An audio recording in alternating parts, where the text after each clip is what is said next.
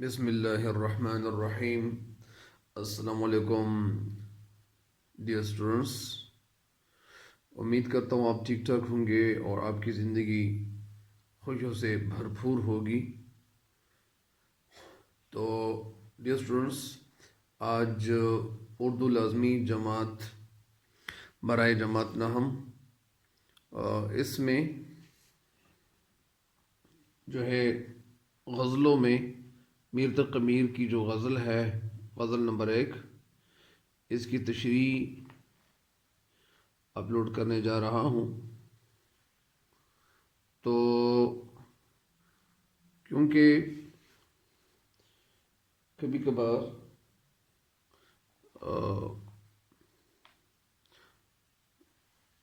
یعنی تشریح جو ہے وہ اس میں رد و بدل کیا جاتا ہے، اور کیونکہ اسٹوڈنٹس کے عین مطابق، ان کے ذہن کے عین مطابق تشریح جو ہے کرنی چاہیے، تاکہ وہ اس سے فائدہ اٹھائیں اور استفادہ کریں۔ تو آج جو ہے یہ غزل نمبر 1 ہے، اور یہ میر تقی میر شاعر ہے، اور میر تقی میر غزل کے بادشاہ کے طور پر جانے جاتے ہیں، اور ان کو خدائے سخن بھی کہا جاتا ہے۔ تو ظاہری بات ہے کہ جب ایک شاعر وہ اتنا بڑا مقام حاصل کر لیتا ہے تو یہ کوئی معمولی بات نہیں ہوتی ہے، اور میر تقی میر کی غزلوں میں کچھ جو نقاد وہ ان کے حوالے سے کہتے ہیں کہ یہ جو ان کی شاعری ہے، ان کی شاعری میں یہ جو جذبہ موجود ہے، تو یہ اصل میں یہ جذبہ یہ ان کے اشعار میں دکھائی دیتا ہے۔ مطلب یہ ان کا یہ ہے، یعنی وہ کہتے ہیں کچھ نقادین کہتے ہیں، نقاد کہتے ہیں کہ میر تقی میر کی جو غزلیں ہیں یہ اصل میں نومیدی پیدا نہیں کرتی، یعنی یہ جو ان کی غزلیں ہیں تو یہ اس میں نومیدی یعنی دکھائی تو دیتی ہے، لیکن نومیدی اس سے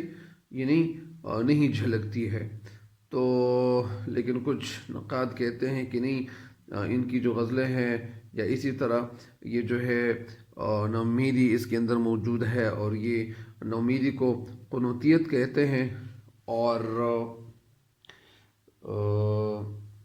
پرامید شاعری کو رجعیت کہتے ہیں۔ قنوتیت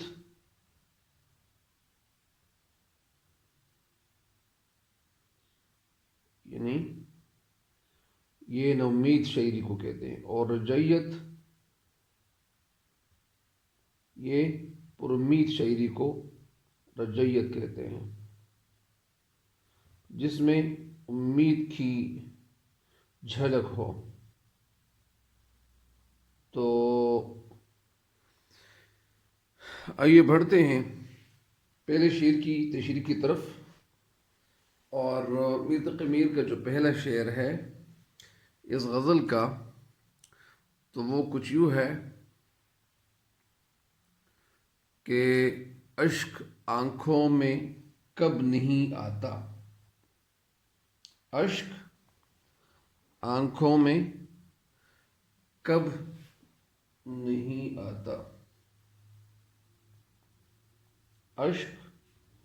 آنکھوں میں کب نہیں آتا، لہو آتا ہے جب نہیں آتا۔ اشک کے معنی یہ آنسو ہے، آنکھوں میں کب نہیں آتا یعنی ایسا کون سا وقت ہوتا ہے جو میرے آنکھوں میں آنسو نہیں آ رہے ہو، یعنی میں ہر وقت رہتا ہوں، میں روتا ہوا رہتا ہوں، کیونکہ میرے آنکھوں میں ہر وقت آنسو وہ یعنی موجود ہوتے ہیں، اور میں ہر وقت روتا رہتا ہوں۔ لہو آتا ہے، لہو کا لفظ جو ہے تو یہ مخفف ہے اس کو ہم ایبریویشن کے طور پر ہم اس کو جانتے ہیں. تو لہو اس کا جو مکمل لفظ ہے وہ لوہو ہے، لوہو. تو یہ لفظ جو ہے یہ ایبریویشن ہے اور یہ مخفف ہے. آتا ہے، لہو آتا ہے جب نہیں آتا. لہو آنا کا مطلب یہ ہے کہ شاعر اس شعر کی کچھ نثر کچھ یوں ہے کہ شاعر کہتے ہیں کہ میں ہر وقت روتا رہتا ہوں اور اتنا روتا ہوں کہ میرے آنکھوں سے آنسو بہنا شروع ہو جائیں تب بھی میرا محبوب نہیں آتا. یہ تو اس کی نثر ہے. لیکن اس کی تشریح میں ہم جاتے ہیں اور تشریح کی کچھ یوں ہے، اس شعر کی کچھ یوں ہے کہ ویسے یہ تشریح سے پہلے میں یہ ایک بات یہ میں بتاتا ہوں کہ وہ یہ کہ اکثر یہ ہوتا ہے، یعنی شاعر حضرات جو ہوتے ہیں تو وہ اکثر یعنی آنکھوں کا اور اس طرح سانسوں کا اور جو ہے یعنی درد کا اظہار کرتے ہیں. لیکن یہاں پہ جو شاعر ہے میر تقی میر تو یہ کہتے ہیں کہ لہو آتا ہے جب نہیں آتا. یعنی اس کا مطلب یہ ہے کہ کچھ لوگ ایسے ہوتے ہیں، ابھی تشریح کی طرف بڑھتے ہیں، اشک آنکھوں میں کب نہیں آتا. شاعر میر تقی میر یعنی آنسو کے حوالے سے کہہ رہے ہیں کیونکہ میر تقی میر کی جو زندگی تھی وہ ساری غموں اور تکالیف میں گزر گئی تھی. تو لہٰذا ان کی جو بچپن جہاں گزری تھی تو وہ بہت یعنی یہ ان کی عمر تقریباً 11 سال اس طرح وہ تھی کہ ان کے والد فوت ہو گئے تھے. اور پھر یہ ان کا یا اسی طرح ڈاکٹر جمیل جلوی تو رحمہ اللہ یہ کہتے ہیں کہ ان کے ساتھ برا سلوک نہیں کیا گیا تھا، لیکن یہ ان بدسلوکیوں کو یعنی یہ کہتے ہیں کہ میرے ساتھ میرے بھائیوں نے بدسلوکی کی تھی. لیکن ڈاکٹر جمیل جلوی یہ کہتے ہیں کہ نہیں، ان کے جو سوتیلا بھائی تھا تو یہ جو تھا ان کے ساتھ اچھا سلوک کیا تھا اور ان کو گھر میں رکھا تھا. لیکن میر تقی میر اپنے بارے میں کہہ رہے کہ نہیں، میرے ساتھ میرے بھائی نے بدسلوکی کی تھی اور میرے ساتھ اچھا رویہ نہیں رکھا تھا اور میرے ساتھ اچھا برتاؤ اچھا سلوک نہیں کرتا تھا. تو لہٰذا یہاں پہ ٹسل یہاں یعنی وہ آ جاتا ہے یا ہو جاتا ہے. تو شعر یہاں کچھ اس طرح کہنا چاہتے ہیں کہ اشک آنکھوں میں کب نہیں آتا. شعر میں کہتے ہیں کہ میرے آنکھوں میں آنسو نہیں آتے. ایسا کون سا وقت ہوتا ہے، یعنی میں ہر وقت روتا رہتا ہوں، اشک آنکھوں میں کب نہیں آتا. ایسا کون سا وقت ہے، ایسا کون سا وقت ہے کہ میرے آنکھوں میں آنسو موجود نہ ہو، یعنی میں ہر وقت روتا رہتا ہوں. لہو آتا ہے جب نہیں آتا، یعنی میں اتنا روتا ہوں کہ میرے آنکھوں میں آنسو کی جگہ یعنی آنسو جب ختم ہو جائیں، آنکھوں میں آنسو جب ختم ہو جائیں تو آنسو ختم ہونے کے بعد یہ آنکھیں جو سرخ ہو جاتی ہیں اور سرخ آنکھوں سے جب وہ جو آنسو نکلتا ہے، جو آنسو گرتا ہے، تو اس کو شاعر نے خون کہا ہے کہ یہ میں اتنا روتا ہوں کہ میرے آنکھوں میں یعنی آنسو کی جگہ خون آنا شروع ہو جائیں تب بھی یہ میرا جو محبوب ہے یہ نہیں آتا. عام طور پر یہ ہو جاتا ہے کہ کبھی کبھار ایک یعنی شخص یا اس طرح بچے کبھی کبھار ایسے ہوتے ہیں کہ ایسے ہوتے ہیں کہ کبھی کبھار بچے جو روتے ہیں تو اتنے زیادہ روتے ہیں کہ ان کی آنکھیں جو سرخ ہو جاتی ہیں. یا اسی طرح کسی کا کوئی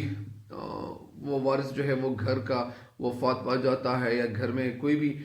تو یعنی کچھ لوگ ایسے ہوتے ہیں کہ وہ اتنے زیادہ روتے ہیں کہ ان کی آنکھیں سرخ ہو جاتی ہیں اور وہ روتے رہتے ہیں.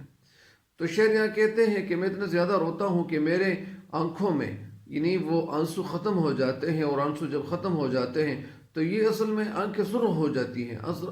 آنکھیں جو ہے سرخ ہو چکی ہوتی ہیں اور سرخ آنکھوں سے جو آنسو نکلتا ہے، جو پانی بہتا ہے اور جو آنسو نکلتے ہیں تو اس آنسو کو یعنی جو ہے ان آنسوؤں کو شاعر نے یعنی خون کے آنسو کہا ہے. اور کہنا کچھ یوں چاہتے ہیں کہ لہو آتا ہے جب نہیں آتا. نہیں، شاعر کہتے ہیں کہ میں ہر وقت روتا رہتا اور میں اتنا زیادہ روتا ہوں کیونکہ میری زندگی جو تھی وہ تکلیفوں میں غموں میں گزر گئی اور اس کے باوجود یعنی میں ابھی تک میں رو رہا ہوں اور مجھے کافی جو ہے وہ مشکلات کا سامنا رہا. تو لہو آتا ہے جب نہیں آتا، میں بہت زیادہ روتا ہوں اور اتنا روتا ہوں کہ میری آنکھیں سرخ ہو جاتی اور میرے یعنی میں اتنا زیادہ روتا ہوں کہ میرے آنکھوں سے خون آنا بہنا شروع ہو جاتا ہے جب نہیں آتا، اور پھر جو ہے میرا محبوب جو ہے وہ نہیں آتا ہے، وہ میرا محبوب جو ہے وہ نہیں آتا۔ یعنی مطلب اس کا یہ ہے کہ میں اپنے محبوب کے حوالے سے میں بڑا مطلب جو ہے یعنی خفا ہوں، اور میں اپنے محبوب کے پیچھے میں خفا ہوں، اور میں مطلب ان کے جو ہے غیر موجودگی میں رو رہا ہوں، اور میں اس لیے رو رہا ہوں کہ شاید میرا محبوب جو ہے وہ وہ میرے جو آنسو ہے شاید وہ اس کی قیمت جو ہے چکانے وہ محبوب آئے گا،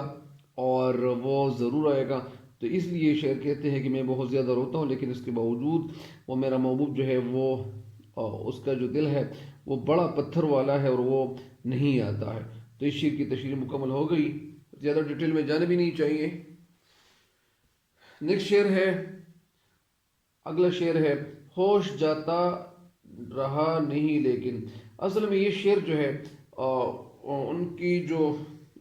ان کا جو دیوان ہے، یعنی میر تقی میر کا جو دیوان ہے، اس دیوان میں میرے پاس جو پڑا ہوا ہے تو اس میں یہ شعر اس طرح نہیں ہے، اس میں ہوش جاتا نہیں یہاں آتا ہے، یعنی یہ نہیں کا جو لفظ ہے وہ یہاں پہ آتا ہے، یعنی ہوش جاتا نہیں رہا لیکن، یعنی یہ نہیں جو ہے وہ یہاں آتا ہے، ہوش جاتا نہیں رہا لیکن جب وہ آتا ہے تب نہیں آتا۔ غزل جو ہے اس میں عام طور پر یہی ہو جاتا ہے کہ اس میں ایک شعر میں ایک مطلب بتاتا ہے، ایک مطلب بیان کرتے ہیں، اور دوسرے شعر میں دوسرا مطلب بیان کرتا ہے، تو لہٰذا شعر جو ہے یہاں پہ آگے کہہ رہا ہے، اور وہ کچھ یوں رقم تراز ہے، اور وہ کچھ یوں کہتے ہیں کہ ہوش جاتا نہیں رہا لیکن جب وہ آتا ہے تب نہیں آتا۔ اصل میں زیادہ تر جو شعراء ہوتے ہیں تو ان کے ساتھ کچھ المیہ یہ ہو جاتا ہے، اور وہ کہتے ہیں، اور وہ زیادہ تر شعراء جو ہوتے ہیں وہ کہتے ہیں کہ یار یہ جو میرا محبوب ہے وہ ستمگر ہے، وہ میرے ساتھ محبت نہیں کرتا، وہ وفا کا جو وفا سے نہیں دیتا، اور وہ یہ ہے، اس طرح ہے، اس طرح ہے، بہت ساری باتیں جو ہیں وہ کہتے ہیں، اور وہ تو یہ ناممکن ہی ہے، یہ ناممکنات میں ہی ہے کہ پرانے دور میں ہندوستان میں پردے کا جو ہے وہ سخت لحاظ رکھا جاتا تھا، اور اس لیے وہ عورتیں جو ہوتی تھیں وہ باہر یعنی ان کو نہیں چھوڑا جاتا تھا، تو لہٰذا اس وقت جو ایک شاعرہ ہوتی تھی یا اس طرح وہ کبھی یعنی وہ شاذ نادر، تو وہ لوگ جو تھے تو ان کے ساتھ وہ بہت سارے جو وہ شاعر ہوتے تھے تو ان کے ساتھ محبت کرتے تھے، اور وہ کہتے تھے کہ یعنی ایک محبوب جو ہے وہ مطلب، تو یہ ظاہری بات ہے کہ ایک انسان کا جو ہے وہ ایک ہی دوست ہو سکتا ہے یا دو، تو اس طرح، لیکن یہ تو ناممکن ہی ہے۔ اور شعر یہاں کہتے ہیں کچھ شعراء اس وقت ایسے ہوتے تھے کہ وہ ان کو یعنی وہ دور بیٹھے ہوئے ہوتے تھے، اور اس کے حوالے سے یہ شاعری کرتے تھے، اور وہ کہتے تھے کہ یہ میں اس پہ عاشق ہوں، اور میں یہ ہوں وہ ہوں۔ تو بہرحال یعنی شاعر کہتے ہیں، لیکن یہ شاعر یہاں میر تقی میر کہتے ہیں کہ میں اپنے محبوب کے حوالے سے میں بہت یعنی سوچتا رہتا ہوں، اور میرا محبوب جو ہے وہ بڑا ستمگر ہے، وہ یعنی ہمیں ان سے ہے وفا کی امید جو نہیں جانتے وفا کیا ہے، یعنی ہمیں اپنے محبوب سے وفا کی امید ہے، لیکن وہ میرا محبوب جو ہے وہ بڑا پتھر دل والا ہے۔ لیکن یہاں وہ معاملہ کچھ الٹ ہے، اور یہاں وہ کچھ یوں کہتے ہیں کہ ہوش جاتا نہیں رہا لیکن، یعنی ہوش کا مطلب یعنی عقل، میری جو عقل ہے وہ صحیح ہوتی ہے، ہوش جاتا نہیں رہا لیکن جب وہ آتا ہے تب نہیں آتا۔ اس کے معنی جو ہے وہ آسان ہے، اور یہ کوئی ایسا لفظ نہیں ہے کہ جس کے معنی وہ مشکل ہو۔ تو شاعر یہاں کہنا کچھ یوں چاہتے ہیں کہ ہوش جاتا نہیں رہا لیکن جب وہ آتا ہے تب نہیں آتا، یعنی شعر اس کا یہ جو نثر ہے وہ بڑا آسان ہے۔ جب وہ شاعر جو ہے، شعر کا محبوب جب وہ آتا ہے تو شاعر کا ہوش جو ہے یعنی ہو جاتا نہیں رہا لیکن جب وہ آتا ہے تب نہیں آتا، یعنی شعر اس میں کہنا کچھ یوں چاہتے ہیں کہ جب میرا محبوب جو ہے وہ تو پہلے وہ آتا نہیں ہے، لیکن جب میرا محبوب جو ہے وہ آ جاتا ہے، اور جب کبھی وہ آ جاتا ہے اور میں جس محفل میں بیٹھا ہوا ہوتا ہوں اس محفل میں آ جاتا ہے، یا وہ میرا محبوب جو ہے میرے ساتھ وعدہ، اس نے یعنی ہزاروں وعدے کیے تھے، اور وہ اس ہزاروں وعدے جو ہے انہوں نے تو پورے نہیں کیے تھے، لیکن ایک وعدہ جب پورا کرنے آ جاتا ہے اور وہ محبوب جو ہے وہ میرے ساتھ بیٹھ جاتا ہے، تو ہوش جاتا نہیں رہا، لیکن یعنی میں ہر وقت ہوش میں رہتا ہوں، ہوش جاتا نہیں رہا، یعنی میں ہوش میں رہتا ہوں۔ لیکن جب وہ میرا محبوب میرے سامنے آ جاتا ہے اور وہ بیٹھ جاتا ہے اور محفل میں وہ موجود ہوتا ہے، تب میرا یہ جو ہوش ہے یہ چلا جاتا ہے، یعنی میری عقل جو ہے وہ کام نہیں کرتی، اور میں پھر مطلب یعنی عقل سے کام لینا چاہتا ہوں، لیکن وہ عقل جو ہے وہ ہوش جو ہے میں ہوش میں نہیں رہا ہوتا ہوں۔ تو اس لیے میرا محبوب جو ہے وہ تو آ جاتا ہے اور وہ محفل میں بیٹھا ہوا ہوتا ہے، لیکن میں بہت ساری اس سے پہلے تو میں کافی باتیں میں سوچتا ہوں کہ میرا محبوب جب آئے گا تو میں اس کو یہ کہوں گا کہ تم تو بے وفا ہو، تم تو ایسے ہو، تم تو ایسے ہو، جس طرح عام طور پر جو روٹین ہوتا ہے اس طرح یعنی ہمارے جو دوست ہوتے ہیں تو کبھی کبھار وہ ان کے ساتھ ہم تو دوستی کر رہے ہوتے ہیں، لیکن وہ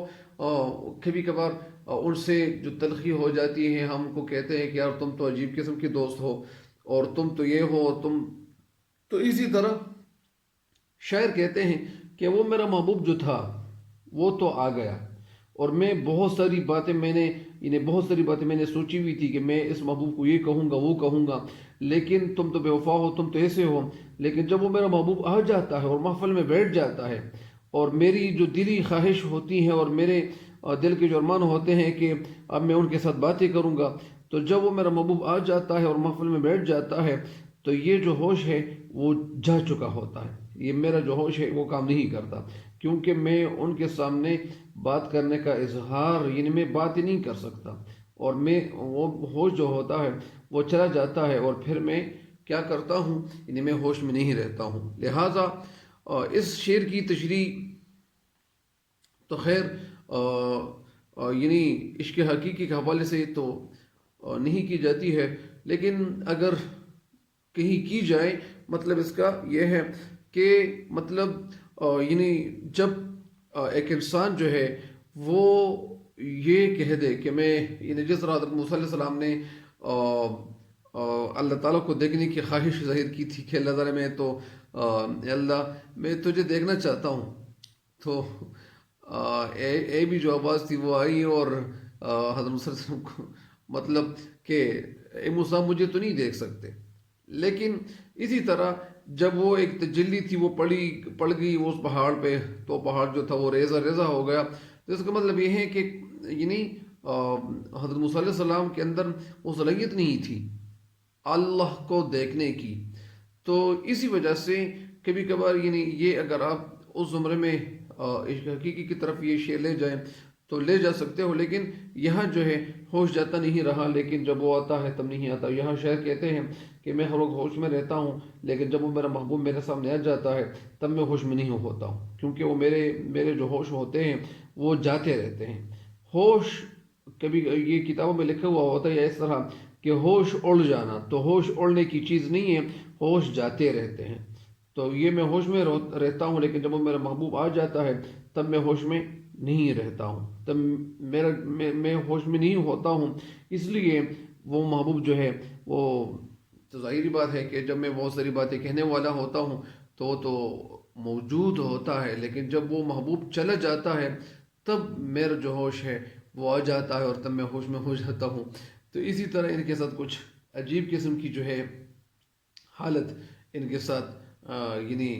ہو جاتی ہے، اور اس طرح ان کے ساتھ اس طرح ہو جاتا ہے، تو اس شعر کی تشریح بھی مکمل ہو گئی ہے۔ آگے نیکسٹ شعر ہے، صبر تھا ایک مونس ہجرا۔ صبر کو کہتے ہیں، چین قرار کو کہتے ہیں، یعنی صبر کرنا۔ ایک مونس انس رکھنے والا یعنی ہمدرد، ہجرا جدائی کے وقت، سو کے معنی ہے پس، وہ مدت یعنی زمانے سے، یعنی بہت وقت سے اب نہیں آتا۔ صبر تھا ایک مونس ہجرا، مونس کے معنی انس رکھنے والا غمخوار، ہجرا کے معنی جدائی کے وقت، یعنی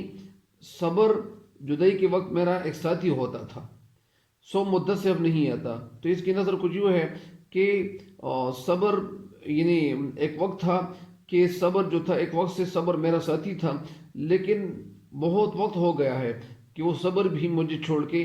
کہیں دور چلا گیا ہے۔ اس کی نسب تو یوں ہے، اور ابھی اس کی تشریح کرنے جا رہا ہوں۔ تو صبر تھا ایک موج سے ہجرا، شاعر اس شعر میں کہتے ہیں کہ جب مجھے دنیا کی زندگی میں مجھے کوئی تکلیف پہنچ جاتی تھی تو میں صبر سے کام لیتا تھا، یعنی میں صبر کو، یعنی صبر کا جو پھل ہوتا ہے وہ میٹھا ہوتا ہے، اور اللہ تعالیٰ اپنے کلام میں بھی فرماتا ہے کہ صبر کرو، یعنی اللہ تعالیٰ ہے، اللہ تعالیٰ صبر کرنے والوں کے ساتھ ہے، اللہ تعالیٰ کی مدد۔ یعنی تو اسی وجہ سے شعر کہتے ہیں کہ صبر تھا ایک موج سے ہجرا، یعنی مجھے جو تکلیف پہنچ جاتی تھی تو میں اس تکلیف پہ صبر کرتا تھا، اور صبر جو تھا وہ میرا غمخوار تھا، میرا ساتھی تھا، مونس مطلب انس رکھنے والا، میرا غمخوار، میرا ہمدرد۔ ہجرا جدائی کے وقت صبر میرا ایک غمخوار ساتھی تھا، ایک ہمدرد ساتھی تھا۔ لیکن شاعر یہاں ایک گلہ کرتے ہیں، اور گلہ خود سے بھی کرتے ہیں کہ بہت زمانہ ہو گیا ہے، بہت وقت گزر گیا ہے، سو وہ مدت سے اب نہیں آتا، یعنی بہت دن ہو گئے ہیں یا بہت مدت ہو، یعنی بہت زمانہ یا گزر گیا ہے کہ وہ جو صبر تھا وہ بھی نہیں آتا۔ لیکن کیونکہ اس کا مطلب یہ ہے کہ وہ صبر جو تھا وہ بھی مجھے چھوڑ کے کہیں دور چلا گیا ہے، تو لہٰذا مجھے صبر بھی نہیں آتا ہے۔ تو اسی وجہ سے شاعر جو ہے یعنی خفا ہے، اور وہ کہتے ہیں کہ صبر تھا ایک موج سے ہجرا، سو مدت سے اب نہیں آتا۔ شاعر کہتے ہیں کہ وہ میرا صبر جو وہ میرا ساتھی رہتا تھا، مجھے کوئی تکلیف پہنچ جاتی تو میں صبر سے کام لیتا تھا، پھر ایک تکلیف پہنچ جاتی تھی، پھر دوسری تکلیف مجھے مل جاتی تھی، دوسری مصیبت میں پھنس جاتا تھا تو اس وقت بھی میں صبر سے کام لیتا تھا، پھر کبھی یعنی تیسری مصیبت جو آ جاتی تھی تو میں اس میں بھی جب پھنس جاتا تھا تو میں صبر سے کام لیتا تھا، اور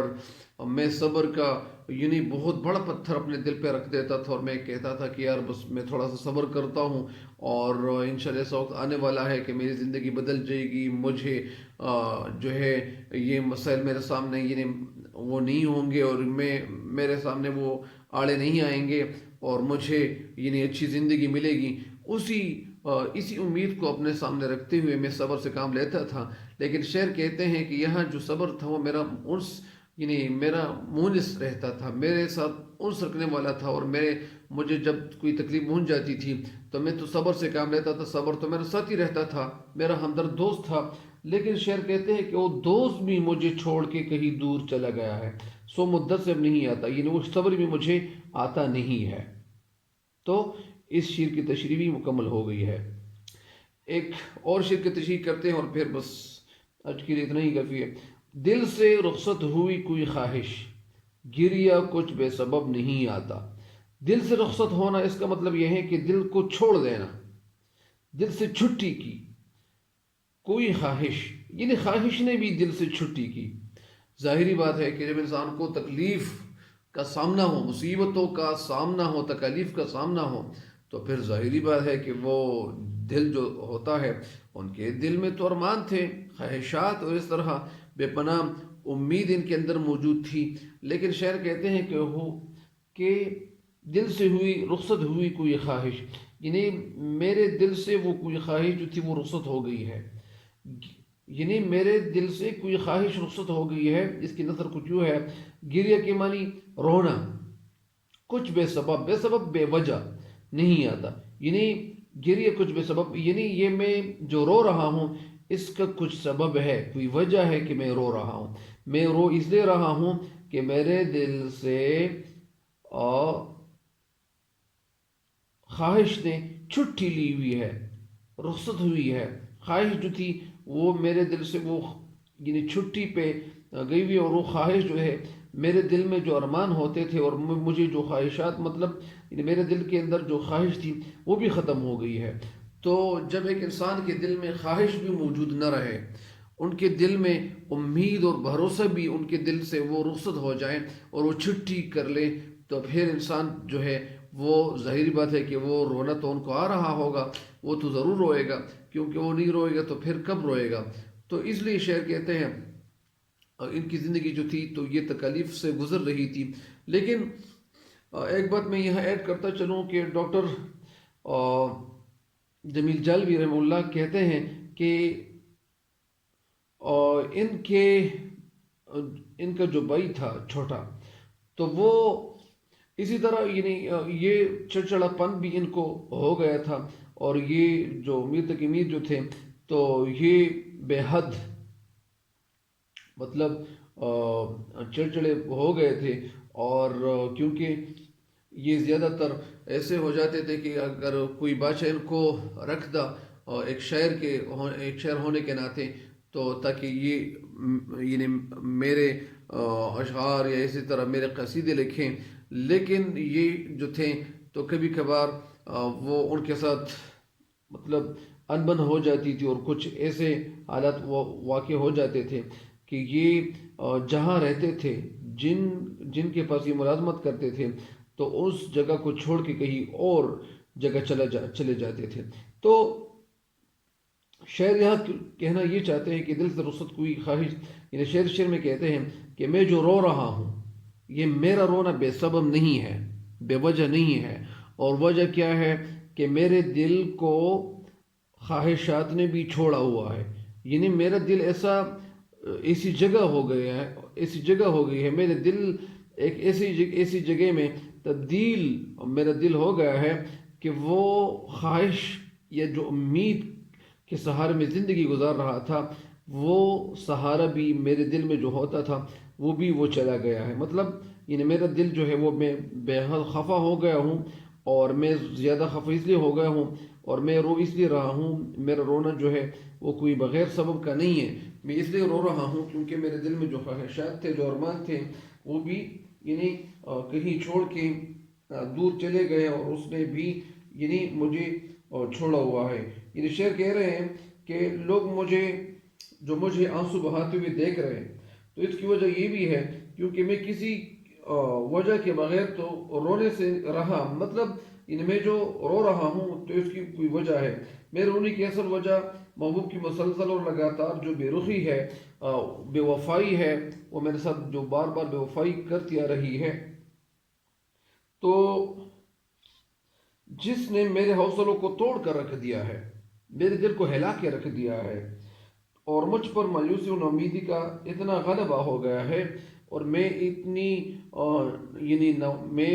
مجھ پہ ناامید یا اتنی چھئی ہوئی ہے، اتنا غلبہ کیا ہوا ہے کہ محبوب سے ملنے کی بالکل خواہش ختم ہو گئی ہے۔ یعنی مطلب اس کا یہ ہے کہ میرے اندر جو خواہشات اور میرے اندر جو محبوب کے ساتھ ملنے کے جو ارمان تھے وہ بھی ختم ہو گئے، اسی وجہ سے یعنی میں محبت میں ناکام ہو گیا ہوں۔ اور ان